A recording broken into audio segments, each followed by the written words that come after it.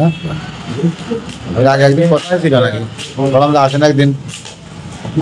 কার এই সমস্যা নিজেরই কি হচ্ছে কারণ হলো আমার লোকে পায়খানা যদি করা হয় তখনই ব্যথা আর মলদের কোনো মোটা মোটা মলদরে পুরো মুখটা ফুলে যায় তাই তো ছোট ছোট পানি খরচ করতে হাতে বাঁধে ওই দিকে একটু বেশি ব্যথা হয় তাই না তার তো কোনো কষানি মশানি আঠা জাতীয় এসব কিছু মলদরটা ভিজা ভিজা এইসব কিছু নেই আল্লাহর মতো তাছাড়া যদি বাথরুমটা স্বাভাবিক থাকে তাহলে মনে হয় যে একেবারেই স্বাভাবিক তারপরেও মলদরটা হালকা খোলা থাকে সবসময় খোলা থাকে না পায়খানা যখন করা হয় যখন সেদিনকে টি শার্টটা দেওয়া পরে সেই দিনেই মনে হয় মুখটা ফুলির মতন ফুটে যাচ্ছে কতদিন হয়েছে এই সমস্যাটা আমার বছর খানিক বেশি লাগতেছে ওইসে অনেক দিন মানে ধরেন 5-7 বছর ওই সময় অল্প অল্প ছিল বেশ একটু চলাফেরা করলাম 2 দিন হয়তো খইলে আর 2 মাস নেই ওইভাবে আর গা করা হয়নি কিন্তু এখন দিনই দিনই এটা বেশি সবাই তো শরীরটা একরকম না আল্লাহ ভালো রেখেতে চাই অনেকের যে অবস্থা হয় ভিডিও দেয় তো তার মতন এইরকম হার্টবিট বেড়ে যায় সেই ক্ষেত্রে তো অনেক ভালো আছেন আল্লাহর রহমতে আর অনেক হচ্ছে রক্ত মুক্ত পুজ মুজ মল ধরে ভিজা ভিজা হ্যান ত্যান যা আল্লাহ বাঁচিয়ে ওই যখন বাথরুমের শক্ত ব্যথা হয় তখন একটু ব্যথা হয়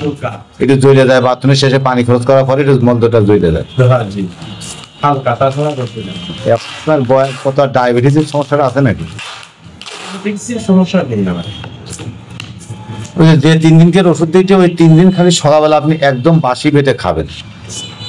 সকালে ঘুমেতে উঠে না ঘুমেতে উঠবেন উঠে বাথরুম করবেন বিরাজ করে ফেরেছে ওর ভিতর থেকে 3 ভাগের 1 ভাগ ওষুধ আপনি খাবেন খেয়ে আর 3 ঘন্টা কোনো খাবার খাবেন না 3 ঘন্টা পরে যাবেন সকালের নাস্তাটা করবেন আবার পরের দিন সকালে কিছু খাওয়ার দরকার নেই এরপরে যে আপনার যা নাস্তাটা ঘটলো তা খাবেন আপনি খাবেন আর হচ্ছে 3 মাস যাবতে 6টা খাবার খাবেন না সেটা হচ্ছে ইলিশ মাছ গরুর গোশ মসুরির ডাল চিংড়ি মাছ হাঁসের ডিম আর হাঁসের মাংসটা এগুলো তো এমনি খাই না ভালো তাহলে সাথে সাথে আরেকটা কাজ করবেন 2 দিন থেকে ওষুধটা সকাল থেকে খাবেন